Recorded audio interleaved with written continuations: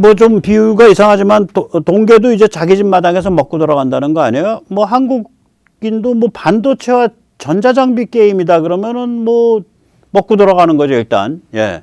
그 지금 자동차가 전부 반도체, 전자장비, 뭐 전기, 배터리 덩어리가 되듯이 이 첨단 전투기도 다 그 덩어리가 돼가는 거예요.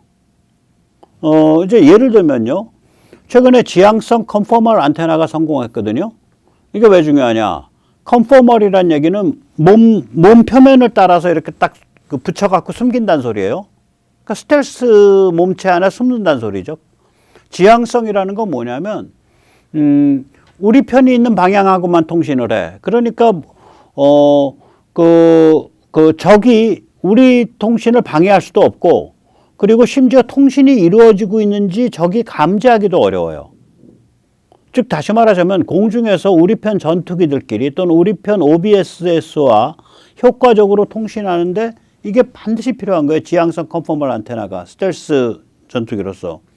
또한 예를 들면 이제 MMIC라고 불리는 이제 그 수신 잡음 제거 증폭 회로가 있거든요. 얘하고 지라갈림 송수신 모듈을 하나의 칩으로 만드는데도 성공했어요. 이게 또 왜 중요하냐. 수신 신호를 잡음 없이 증폭시켜 준다는 얘기잖아요. 그 얘기 뭐냐면 레이더의 송신 출력을 똑같이 쓰면은 훨씬 더 레이더 감도가 좋아진다는 얘기고, 혹은 특정 감도 이상 올릴 필요가 없다 그러면 훨씬 더 작은 전력을 써서 레이더 송신을 때릴 수 있다는 얘기잖아요. 이거 똑같은 거죠. 전자전장치 상대방 재밍 해야 되겠어. 예. 그럼 상대방 재밍을 하려면 상대방이 발신하는 신호를 읽어내야죠. 그 이제 DFRM 그것도 또 개발했어요. 디지털 레이더 프리퀀시 DRFM, 디지털 레이디오 프리퀀시 메모리요. 그러니까 상대방의 그 주파수를 읽어내고 그걸 복제하는 능력인데, 이거를 멀리서 읽으면 유리하잖아요. 그때부터 재밍을 거니까. 멀리서 정확하게 읽으려면 뭐예요? 수신 감도가 좋아야지. 수신 감도가 좋아지려면 뭐예요? 수신할 때에 그 잡음을 처리해야죠. 이런 거예요. 또 이제 이제 레이더 같은 거를 쏠 때 고출력으로 쏴야겠어. 재밍을 걸 때 고출력으로 쏴야겠어. 그러면 전류가 이게 굵은 전류로 써야 되잖아요. 전류는 관의 굵기를 뜻하거든요. 굵은 전류라고 전 표현해요. 전류. 예, 암페어. 그러면 굵은 전류를 이게 끊었다 이었다 하는 게 이게 보통 일이 아니에요. 그걸 반도체로 한다는 게, 보통은 이제 우리가 쓰는 이런 장치들을 보면 스위치로 해요. 그걸 또 그게 어떤 신호에 따라서 움직이는 스위치 같으면 릴레이라 그러죠. 그건 아날로그 방식이라고요. 근데 이제 칩 안에 회로 속을 통과하면서 그게 끊어졌다 이어졌다 하는데, 그건 예를 들어서 뭐 한 1A, 뭐 0.5A, 뭐 9V에 0.5A 이러면 말이 돼요. 9V에 0.5A만 해도 4.5W잖아요. 4.5W면은 우리 PC를 가동시키는데 PC가 노트북 가동에 한 8분의 1인데 벌써 노트북이 한 30W, 40W밖에 안 되는데, 그 정도만 해도 이제 그 스위치도 좋은 스위치인데, 그 반도체 스위치로. 예를 뭐 300W를 끊었다 이었다 해요. 300W면 그게 뭐냐면요. 믹서예요, 믹서. 믹서가 한 300W 돼요. 가정용 믹서가. 센 애가 한 500W 되고요. 커피포트가 센 게 한 500W 될걸요? 그거를 반도체로 끊었다 이었다 해. 장난 아니죠. 이런 게 있으면 뭘 하냐.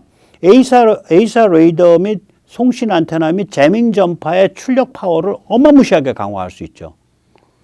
이런 게 밑도 끝도 없이 나와요. 매일 나와요, 이제. 한국의 소자 기술, 부품 기술, 모듈 기술의 혁신이 아주 지겨워, 이제는. 그냥 차고 넘쳐요. 매일 쏟아져 나와. 이거 다 이해하려면 뭐 생업을 전폐하고 매일 공부만 해야 돼요. 그것도 이제 가짜 공부죠. 예, 진짜로 뭐 이과생으로서 이렇게 원리를 알고 하는 공부가 아니라 그냥 개념만, 언어만 익히는 그런 공부죠. 거기다가 이제 한국이 만드는 이런 반도체 칩과 전자장치의 그 특징이 있죠. 우선 첫째, 부피가 작죠. 둘째, 전력을 덜 먹죠. 셋째, 성능이 뛰어나고 가격이 싸죠. 넷째, 운영하기 편리하죠. 그럼 이런 기술 기반이 이제 세계적 수준의 그 OBSS 무인기로 이어지고 있고, 왜냐면 이 OBSS 무인기가 그 자체 하나하나가 다 전자전을 수행하는 애니까. 예, OBSS 무인기라는 게 결국은 뭐냐면 감시 정찰 전자전 무인기예요. 그게 무인기의 핵심이라는 거야. 고급 무인기에. 뭐 미사일을 쏘고 폭탄을 떨어뜨리는 거는 그 다음이라는 거예요, 이게. 그래서 미군이 저 이름을 OBSS, 그러니까 외제 감지 그 감지체 뭐 이렇게 부르는 거죠. 외제 감지 연장체. 그 OBSS라고 불러요. 외제 감지체. 예. 그러면 OBSS를 때로 몰고 다니면서 전자전을 펼치는 세계 최초의 말하자면 드론 지휘, 스텔스, 전자전기, 전자전 전투기 이렇게 되는 거지 이제 KF-21이 그 복자형이. 예, 그렇게 되는 거예요 이게. 그래서 이게 좀 살벌하죠. 그런데 이제 요즘 이제 언론을 보면 이게 마치 다 카이가 주도하고 카이가 해냈다. 저희 강구영 사장 참 마음에 안 드는 게, 그러면 이렇게 인터뷰를 하면서, 그건 우리 공군의 또 국방부의 방사청의 ADD의 그 브레인들이 다 기획해 주신 거를 우리 카이가 그냥 개발했을 뿐입니다. 그분들의 지도가 없으면 이런 컨셉 안 나옵니다. 이러면 자기는 자기대로 살고, 그 사람들은 진실을 알게 되고, 또 그렇게 그 커튼 뒤에서 묵묵하게 일하는 사람들은 또 보람을 느끼잖아. 그냥 지가 나서서 그냥 지가 다 개발한, 이거 거짓말이거든, 일종의. 왜 그러냐면, 이게 제품 계획이라는 게, 뭐, 카이 같은 회사, 그 신생회사에서 안 나오는 거예요. 이거 어디서 나온 거냐면, 공군의 브레인들하고 그걸 이해한 국방부 브레인과 ADD 브레인들, 방사청 브레인들에서 나온 거라고, 이게. 이 비행기는요, 이게 이렇게 복자형이 되면 이게 딱 어디 사이에 들어가 있냐면, EA-18G 그라울러 하고요, 그러니까 전자전기라는 점에서는 거기 들어가 있고, 비스트 모드로 한 7, 8톤 되는 그 무장 싣고 날아오른다는 점에서는 좀 무장량이 빈약하긴 하지만 F-15랑 비슷하고요. 스텔스라는 점에서는 F-35랑 비슷해요. 이 중간에 딱 자리를 잡아놨다고요, 얘가. 그래서 이 중간에 절묘한 자리매김은 아마도 이제 운영비가 F-16과 비슷할 텐데, 그러니까 게임이 안 되는 거죠. 네, 뭐 1,000억 이짝저짝일 거고, 가격은. 게임이 안 되는 거죠. 이 중간에 절묘한 자리매김은 결국 공군과 국방과 브레인들의 작품입니다. 이 카이사는 강구형은 제가 참 마음에 안 드는 게 헤매고 있어요. 카이를 그 보잉사나 에어버스 같은 민항기 회사로 만든다는 거 아니에요? 참고로 보잉은요, 지금 이 그라울러, EA-18G 그라울러, 보잉에서 만들죠. FA-18 EF 슈퍼호넷 보잉에서 만들죠. 근데 그 보잉 게 아니거든. 그거 맥도날드 다글라스 거거든. 보잉이 M&A에서 그러니까 맥도날드 다글라스가 여기 보면은 F-15도 맥도날드 다글라스 거고요. 보잉이 지금 만들죠. 보잉은 그럼 M&A 한 다음에 제대로 된 전투기를 하나도 못 만들었어요. 보잉은. 뭐 에어버스는 더 말할 것도 없고. 그러니까 이거를 그 민항기 사업과 그 군용기 사업은 완전히 게임이 다르거든요. 특히 전투기나 이런 쪽은. 그거를 저렇게 가져가겠다는 거는 뭐 자기 아파트 팔아서 자기가 회사 차려서 하라 그래요. 그 사업 될 것 같으면. 왜 그 전문 경영인으로 이렇게 모셔진 사람이 그런 식의 그 이상한 생각을 하는지 모르겠고요. 거기다가 이렇게 민항기 사업을 가기 위한 징검다리로서 이제 대형 민항기와 컨셉이 같은 게 이제 군수송기거든요. 그걸 별놈의 거짓말 다 하면서 뭐 이걸로 모든 걸 할 수 있는 것처럼 그걸로 뭐 탱커도 하고 그걸로 무슨 조기 경보기도 하고. 아니 조기 경보기나 탱커는 대부분을 민항기로 만든다고요. 이유가 있어서 그래요. 대형 민항기를 개조해서. 그래서 이제 정부에서 이거 뭐 개발비만 3조를 내놓으셔. 그 다음에 뭐 몇십 대 만들어 드리는데 뭐 18조 내놓으셔. 이런 한마디로 헛소리를 하고 있으니까 그게 먹힙니까? 그러니까 이제 그 윤석열 대통령이랑 뭐 이재용 회장이랑 다 이렇게 그 나라 살려보겠다고 이제 열심히 UAE 가는 거 따라가서 또 UAE 가서 이제 군 수송기 공동개발 MOU 끼워 팔고 소문에는 이제 또 UAE의 군수송기 공동연구센터 만들겠다고 그러는데 이쯤 되면은 굉장히 위험한 게임이죠. UAE는 이제 인구가 한 1,000만 명쯤 되죠. 그 중에서 그 UAE 국적을 가진 사람은 얼마냐? 10%입니다. 100만 명밖에 안 돼요. 한국으로 치면 UAE 국적인의 숫자는 고향, 용인, 창원 이런 도시 하나의 인구 정도에 지나지 않습니다. 그러면 그 안에 100만 명 안에 개발 엔지니어가 있고 없어요. 그 UAE 같으면은 전부 엔지니어, 일반 뭐 통신사 엔지니어, 뭐 항공사 무슨 전문직 다 외국인들이에요. 그럼 UAE에 뭘 만든다는 거는 UAE에 와서 그냥 직장 생활하는 외국인들이 다 참여한다는 소리야. UAE에 200개 국적자가 사는 나라입니다. 저기가. 200개 국적자예요. 황당한 거죠. 거기다가 이 UAE가 좀 그래요. 예. 우리 카타르 월드컵 때도 국제적 비판 많이 받았는데, 이게 외노자들, 기본급이 월 $200밖에 안 됩니다. 그러니까 그거보다 좀 많은 그거였죠. 그러니까 저기 그 사진, 오른쪽 사진처럼, 냉방도 안 들어오는 컨테이너 박스 같은 곳에서, 예. 저렇게 먹는 거 보세요. 그냥 밀가루 떡하고 그냥 그거 먹고 있잖아. 물 마시고. 저러면서 뭐 한 250불, 300불 받은 것 중에 한 달에 한 $100로 버티면서 나머지는 이제 바리바리 싸서 집에 보내는 거예요. 그리고 이제 좀 월급을 많이 받는 게 집에서 먹고 자는 가정부, 24시간 365일 가정부, 월급 많이 받죠. 그 이제 동남아 회교권 젊은 여성들이 오는데 이들은 한 월 50만 원쯤 받아요. 한 400불 받습니다. 그런데 그 집안에서 성폭력 희생자들이 있습니다. 제가 사우디에서 그때 한 10여 년 전에 무슨 일이 있었냐면, 집안에서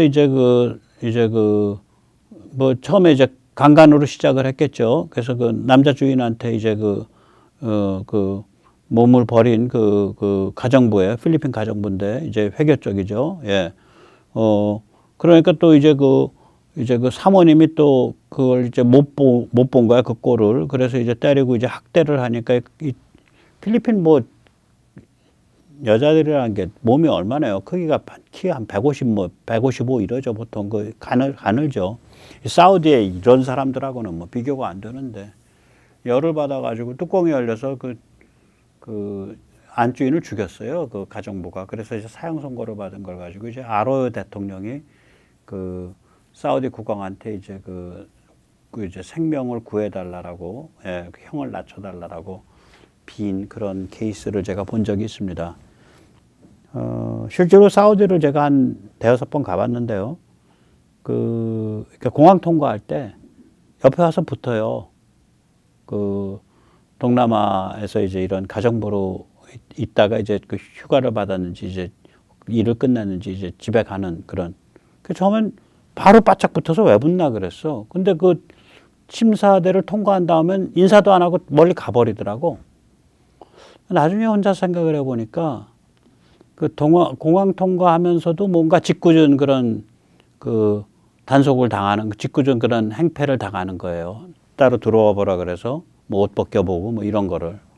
그러니까 이 남자가, 이 한국에서 온 이 젠틀맨이 자기의 보호자다, 자기 아는 사람이다, 이걸 보여줌으로써 그런 일 안 당하려고 저한테 탁 붙는 거라. 나중에 생각하고 참 애처롭고 슬프더라고요. 저게 저런 데예요. 자, 근데 저기 가서 공동연구소 만든다고? 강병 씨 혼자 가서 그냥 사실이라면 혼자서 그냥 지내세요. 그리고 저기 200개 국적자 중에 누가 엔지니어로 들어올지 몰라. 차라리 그럴 바에는 그냥 강구영 사장 그냥 평양에 만드세요. 나는 이거는 공안에 관계된 문제라 그래서 이건 국정원이라는 공안에서 하는데 공안 쪽에서 강구영 사장을 좀 잘 워칭하고 있어야 된다고 봅니다. 굉장히 위험한 게임이에요. 아니 뭐 들이댈 때 가서 들이대야지 어떻게 UAE에 가서 나 참 진짜 아휴. 자, 강구영 얘기 나왔으니까 좀 한두 가지 더 지적을 하죠. 거기 빗대서. 우리는 KF-21을 하면서 이것 때문에 이제 다른 나라들이 뭐 5세대 또 5.5세대, 5.5로 가는 그런 개발을 할 수 있는 그 경로가 그때 다른 나라에서 물론 미국은 아닙니다. 유럽이나 일본 같은 나라들이 그 경로를 우리가 없애버린 거예요, 사실은.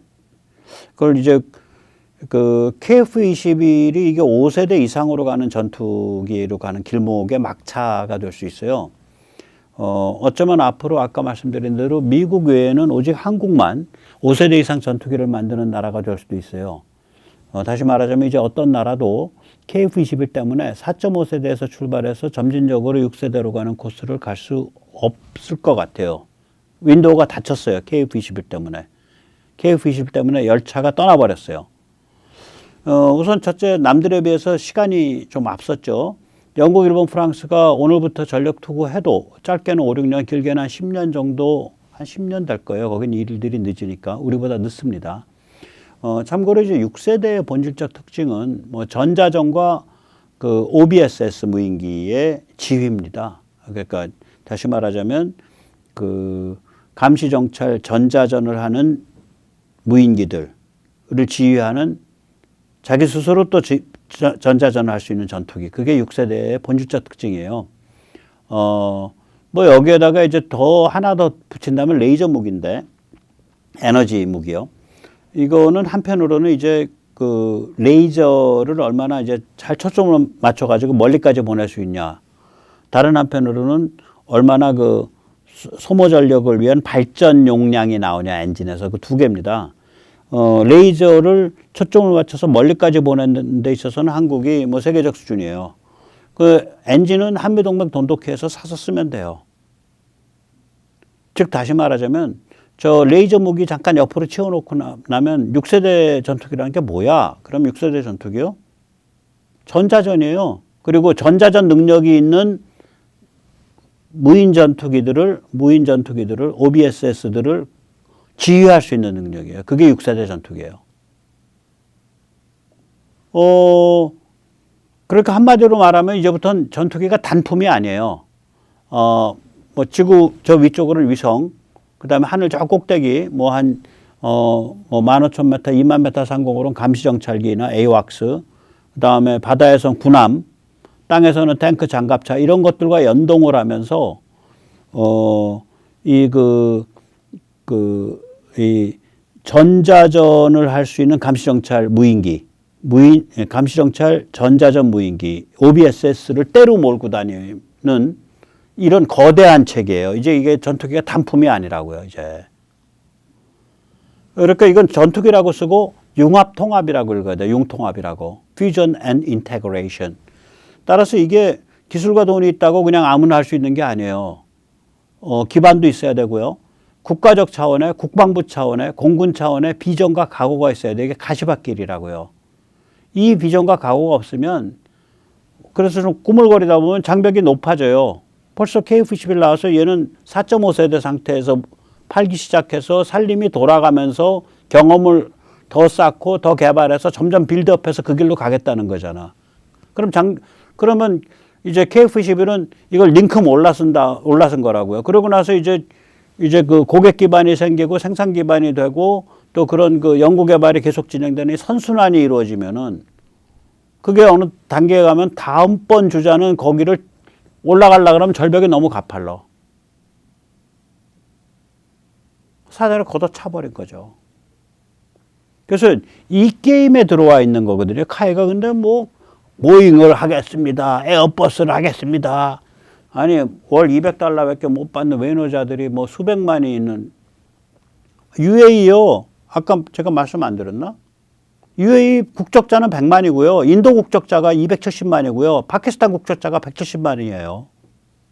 국적자보다 외노자가 훨씬 많아. 9배 많아요, 거기가. 거기 무슨 족보를 갖고 있고 뒤에 뭐가 있는지 모르는 외국인들이 거기 사는 사람의 90%예요. 자, 그럼 우리가 같이 연구 개발하는 사람들도 그런 사람들 중에서 나와. 뭐 거기 가서 그거 하겠다고? 지금 정신머리를 어디다가 두고 다나? 강구용이란 자는. 아, 정말 소름이 쫙 끼쳐, 소름이. 예. 그래서 이제 여기에는 거기에는 이제 그 비장함과 결기가 숨어 있습니다. 이제 생각을 해보세요. 제가 어저께 말씀드렸죠. 전 세계에서 영국, 프랑스, 독일, 일본급의 나라에 육박하고 있는데 대한민국이 그런 나라에서 사는 사람들의 상당수가 뭐 60, 70% 혹은 50% 혹은 40%가 중국과 북한에 대해서 그래 너희 한번 벌려봐. 우리 많이 죽겠지. 어떻게 중국 같으면 우리가 멸종당하겠지. 하지만 너희도 몸성하지 않아. 너희 작살날 거야. 이런 결기를 가진 나라거든요. 이게 굉장히 특이한 케이스예요.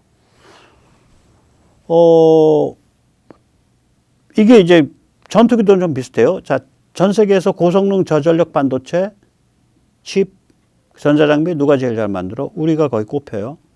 전 세계에서 저게 사진에도 나오지만 초고성능 무선 장비, 질화관련 5G 통신 장비 우리가 제일 잘 만들어요. 삼성전자가 세계 최고 회사예요. 저거 지금. 저게요 레이더 기술하고 그냥 통해요. 저게 질화관련 무선이잖아요. 레이더가. 아까 저거 있잖아요. 저게 뭐라 그랬나? 디지털 라디오 프리퀀시 메모리, 그러니까 DRFM. 저거 재밍할 때 상대방 주파수 분석해서 그대로 복제하는 기술인데 저거 어디서 쓰이냐? 이동통신에서 쓰여요. 그래야 그 단말을 식별하고 통신이 되니까. 우리나라가 제일 잘 만들고 있어요, 지금.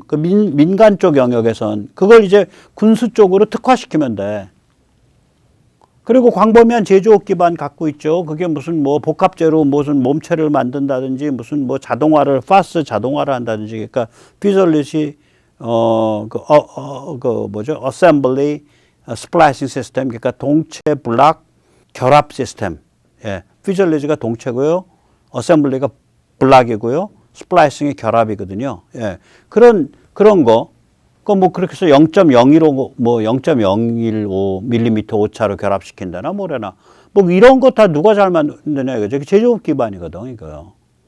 자, 이런 나라는 이 골아프니 군수산업 안 해도 먹고 살아요. 다른 걸로도. 그런데 이쪽 군수산업에서 그냥 돈 되는 것만 골라서 이렇게 쏙쏙 빼먹는 것도 아니고 이스라엘은 돈 되는 것만 골라서 쏙쏙 빼먹잖아. 조그만 것들. 그것도 아니고 이런 거대한 그림을 가지고 감시정찰 전자전 기능을 갖춘 스텔스 OBSS, 즉 감시정찰 전자전 스텔스 무인기를 만들고 있고 이런 감시정찰 전자전 스텔스 무인기를 떼거리로 몰고 다니면서 지휘하면서 자기 스스로도 전자전을 수행하는 스텔스 전투기 KF-21 복좌형을 만들고 있는 거예요.